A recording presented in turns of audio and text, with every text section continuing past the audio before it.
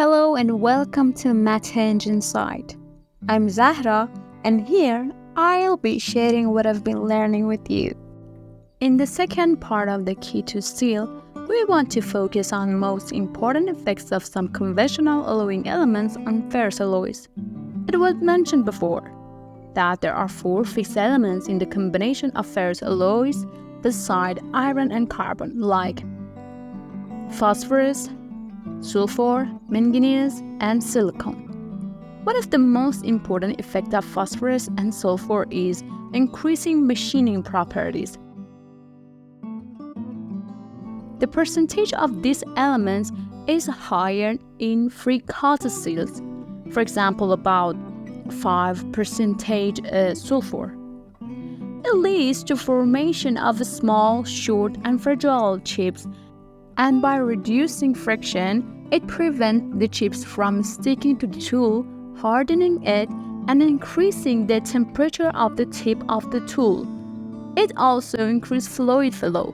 But these elements create compounds, for example, iron phosphide, which have a low melting point.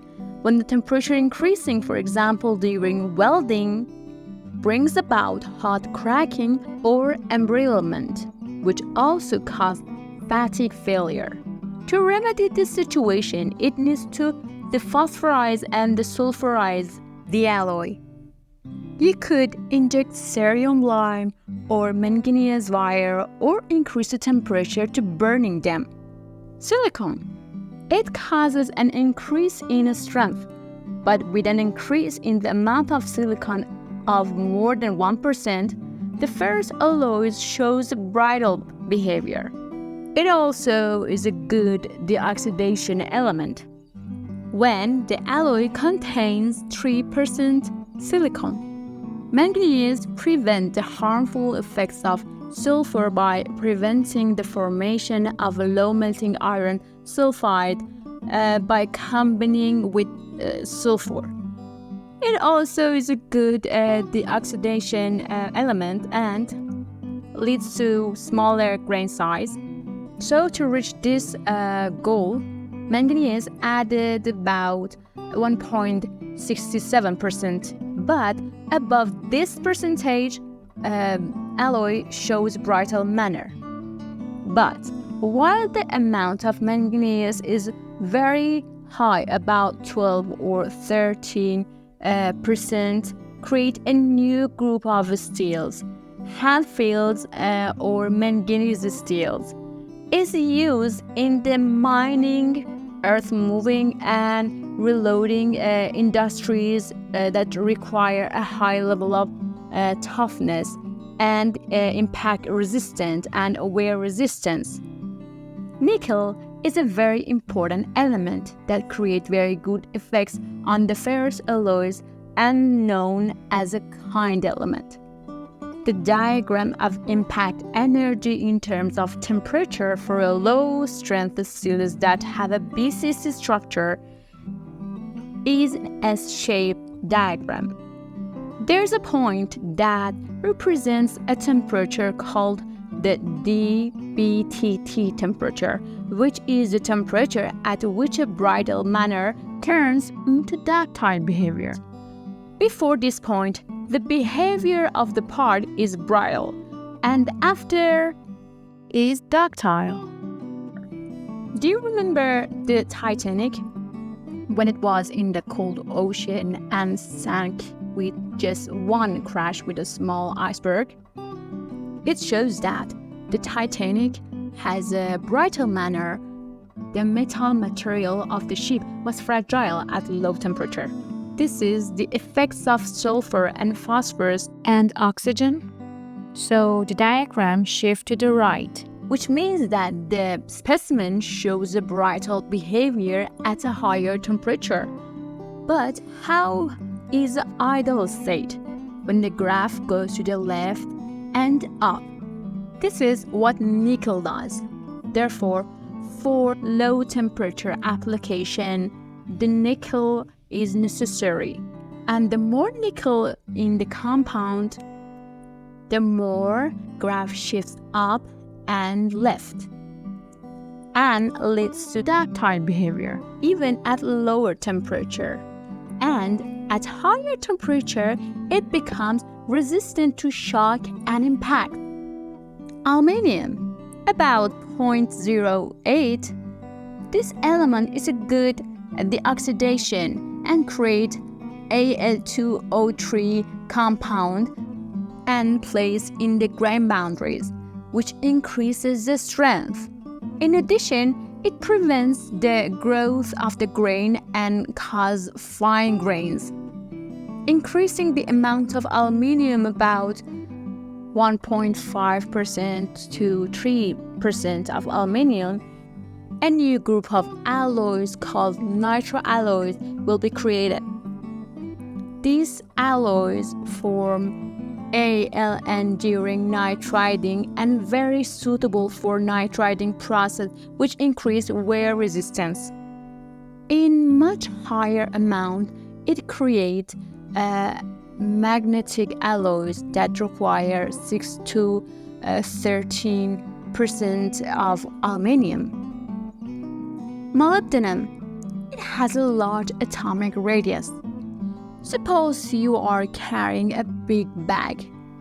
The bigger and heavier this bag, it will affect your speed and your movement will be lower. The diffusion mechanism also depends on the movement of atoms. So, atoms with large atomic radius determines speed of diffusion mechanism. In the creep phenomenon, diffusion has a great effect, and presence of atoms such as molybdenum reduces the diffusion coefficient and reduce creep. In addition, molybdenum has a high melting point, so it's a good element in the structure of hot work tool steels. In a larger quantities, up to 1.5%, it reduces temper brittleness. Copper, it improves the atmospheric corrosion resistance. Vanadium has a great tendency to form carbides. As small amounts of vanadium form carbides and place in grain boundaries, which pin them and prevent them to grow at high temperature. It also create new group of alloys called VCN steels that has better mechanical properties and strength in compare with plain carbon steels, and suitable for heat treating, which means the hardness will be increased after quench temper. 4. It reduces the nucleation rate of ferrite or pearlite. Even in very small amount, it significantly increases the hardenability and strength.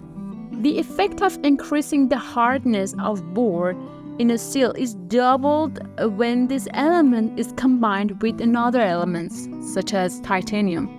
Cobalt. It also increases hardness, durability, wear resistance, strength, and magnetic properties of a steel. Tungsten in a steel increases the hardness, strength, corrosion resistant, heat resistant, wear and erosion resistant, and reduces the expansion and flexibility of a steel. So it's used in high-speed tool steels. In this group of steels, the percentage of tungsten is about 18%. Because of a high melting point of tungsten, it's used in hot working tool steels and form H20 to H39, but they don't service well at high temperature. The best hot work tool steels contains more chrome, vanadium, and molybdenum like H13. The effect of chrome is a bit complicated. When both chrome and carbon percentage in steel is low, steel shows a good hardenability. when chrome percentage is low and carbon is high, still shows a good wear resistance. When both carbon and chrome is high, chrome carbide will form and show high wear resistance. And when chrome is high and carbon percentage is low, stainless steel will form. They show good corrosion resistance. Titanium form fine grains, so it will increase strength. And the most important thing is titanium reduce weight. Thank you so much for your attention. I hope you found this video useful. Comment your questions and subscribe for more tutorial videos. Bye.